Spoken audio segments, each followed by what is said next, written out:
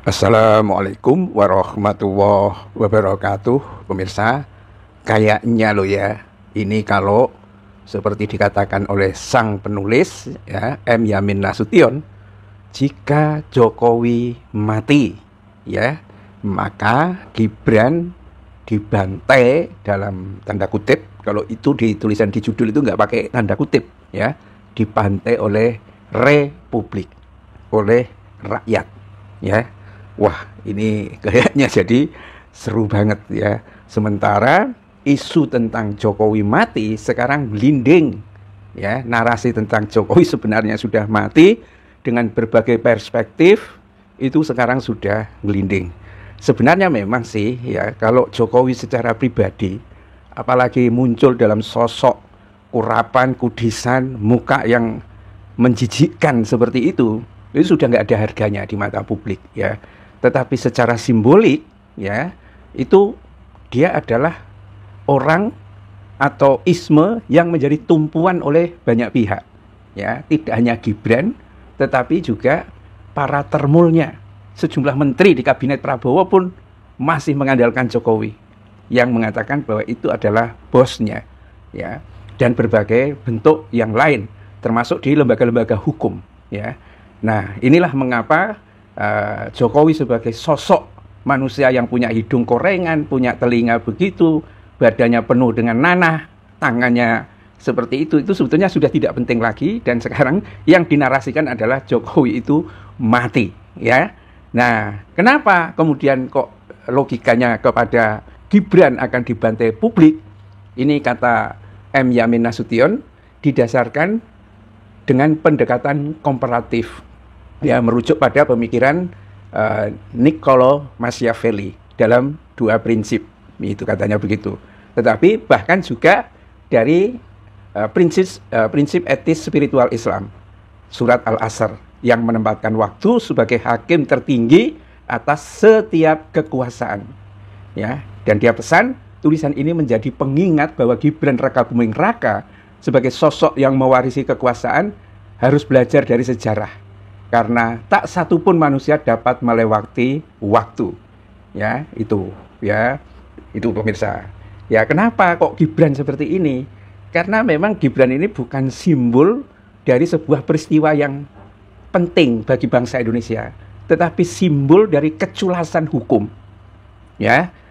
Gibran mencalonkan diri atau dicalonkan oleh Jokowi dengan Prabowo, kabarnya itu kan 6 sampai 9 kali apa berapa kali itu Prabowo itu minta kepada Jokowi ya supaya Gibran itu menjadi wakil presiden.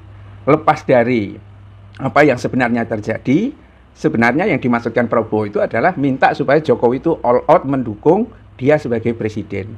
Ya, apakah permintaan Prabowo itu didasarkan karena permintaan Jokowi? Wow, kamu kalau memang pengen jadi presiden, biarkan dong Gibran ini menjadi wakilnya ya. Nanti kan saya akan dukung penuh, saya kerahkan termul, parcok, ya kan, macam-macam, ya. Dan akhirnya Prabowo dengan terseok-seok seperti itu akhirnya bisa menang. Kalau tanpa parcok, tanpa sembako, siapa yang pilih Prabowo? Ya kan, partainya sendiri saya kira juga belum tentu gitu loh. Ya, tetapi itulah yang terjadi. Dan karena itu kenapa sekarang ini Prabowo cuma omon-omon, ya, begitu menyinggung Gibran, begitu menyinggung Jokowi. Ya belangkemen mulutnya, nggak bisa ini. Nah ini persoalan ya, apa yang disampaikan yang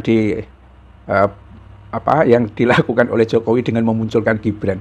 Mungkin dari segi Jokowi, Gibran itu bisa menjamin kelanggengan kekuasaan. Nggak penting Gibran itu plonga-plongo, goblok, apa seperti apa. Tetapi nantinya kalau Gibran itu menjadi penguasa, menggusur Prabowo, ya, itu akan konsolidasi itu dengan cepat, ya, dan hancurnya Indonesia juga dengan lebih cepat lagi. Gibran tidak lahir dari krisis sejarah, ya, ia tidak dibentuk oleh luka kolektif rakyat, tidak dibesarkan oleh pengalaman menyusun bangsa dalam perdebatan ideologis, atau diuji oleh kebutuhan akan pemimpin yang lahir dari nurani publik. Ia hadir sebagai produk dari rekayasa hukum. Ya, Anwar Usman itu dapat hadiah susu kedaluarsa. Nah, sayangnya ya sudah ada proses rekayasa hukum kayak begitu, ya Gibran tidak menampilkan sosok sekedar dengan kemampuan logikanya orang-orang kampung. Jauh di bawah logikanya orang-orang kampung, kemampuannya itu plonga-plongonya luar biasa. Masa dia tidak bisa berbicara secara normal? Ya pernah sekali waktu pemirsa dia datang dari Solo ke suatu acara di Bekasi atau apa, ya sudah antusias semua masa untuk untuk menunggu dia bagaimana dia ini berbicara di depan publik. Dia bicara 1,5 menit. Hostnya mengatakan, cuma ini aja mas, jauh-jauh datang dari Solo. Ya itu pun sudah memeras otaknya gitu loh. Jadi memang dua persoalan ya yang berat dihadapi oleh Gibran itu ialah kapasitas dirinya yang memang kayaknya IQ-nya itu mungkin 70 atau 75, mungkin karena depresi, dipicu dengan obat-obatan. Yang kedua adalah rekayasa hukum. Nah, kalau ini yang terjadi dan kemudian Jokowi itu mati ya atau menghilanglah. Sekarang temanya menghilang, bawa tas gede, apakah isinya duit atau isinya apa gitu kan. Ya menghilang gitu saja, ya bisa jadi spekulasi-spekulasi yang akan datang itu ya kemudian akan wah ini kesempatan ini ya dan publik, apalagi publik sudah tidak sabar menunggu bagaimana Prabowo ini bertindak karena rakyat semakin miskin ya, antara hidup dan mati berjuang untuk mendapatkan makanan hari-hari gitu kan. Itu ibaratnya seperti ilalang kering yang kena gesekan sedikit akan menjadi api dan lautan kemarahan, dan setelah itu habis itu rejim yang memang dipenuhi oleh para maling dan penipu, dan Gibran tidak akan bisa lolos. Itu analisisnya. Billahi taufik wal hidayah. Assalamualaikum warahmatullahi wabarakatuh.